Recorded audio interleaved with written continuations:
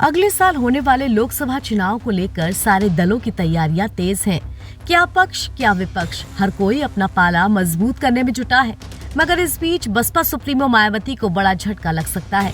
खबर आजमगढ़ से है, जहां लालगंज सांसद संगीता आजाद और पूर्व विधायक पप्पू आजाद दोनों थाम सकते हैं बीजेपी का दामन।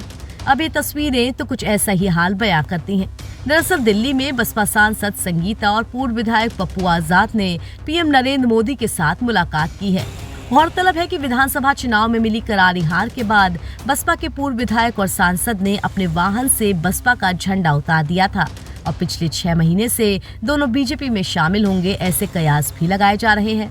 इसके अलावा आरएसएस की मीटिंग में भी पूर्व विधायक और सांसद शामिल हो चुके हैं। बता दें कि 2019 के लोकसभा चुनाव में बहुजन समाज पार्टी के खाते में कुल 10 सीटें आई थीं। इसमें अंबेडकर नगर, अमरोहा, बिजनौर, गाजीपुर, घोसी, जौनपुर, लालगंज, नगीना, सहारनपुर और श्रावस्ती शामिल थी। इनमें से गाजीपुर के सांसद अफजाल अंसारी को 16 साल पुराने मामले में 4 साल की सजा सुनाई जा चुकी है, जिसके बाद उनकी सांसदी चली गई। साथ ही अमरोहा से सांसद दानिश अली को खुद मायावती ने ही पार्टी से बाहर का रास्ता दिखा दिया। संसद के शीतकालीन सत्र में जिस तरह से हंगामा हुआ और फिर राहुल गांधी के साथ दानिश अली की मुलाकात हुई तो मायावती ने उन्हें पार्टी से बाहर कर दिया। साथ ही इसी साल अगस्त के महीने में पश्चिम यूपी से बड़े मुस्लिम चेहरे इमरान मसूद को भी मायावती पार्टी से निष्कासित कर चुकी हैं। तो अब मायावती की बहुजन समाज पार्टी में गिने चुने सांसद ही बाकी रह गए हैं और अगर वो सांसद भी बीजेपी के नेताओं के साथ मुलाकात करेंगे और वो भी कोई छोटे मोटे नेता नहीं, देश के प्रधानमंत्री नरेंद्र मोदी के साथ भेंट होगी और बातचीत होगी, तो यही कयास लगाए जाएंगे कि बसपा सांसद अपनी पार्टी छोड़कर बीजेपी ज्वाइन कर सकते हैं। 2024 के लिहाज से देखें तो देश भर में कुल 543 लोकसभा सीटों में से उत्तर प्रदेश की 80 लोकसभा सीटें पहले स्थान पर आती हैं।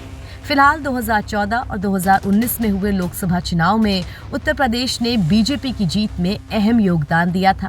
ऐसे में विपक्षी पार्टियों के लिए बीजेपी को हराने के लिए उत्तर प्रदेश में उनके किले की निगरानी जरूरी हो गई है। मगर जिस तरह की हलचल विपक्षी पार्टियों के बीच चल रही है, उससे तो तस्वीर कुछ और ही उभर कर सामने आ रही है।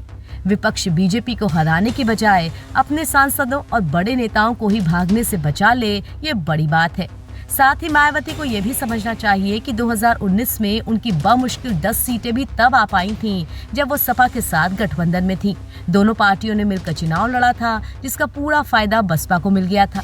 एक तरह से कहें तो बसपा को संजीवनी मिली थी। मगर इस बार तो मायावती विपक्षी गठबंधन इंडिया के साथ भी हाथ नहीं मिला रही हैं। तो ऐसे में 2024 को लेकर क्या समीकरण बनते हैं, ये देखना दिलचस्प होगा। एनबीटी ऑनलाइन की रिपोर्ट।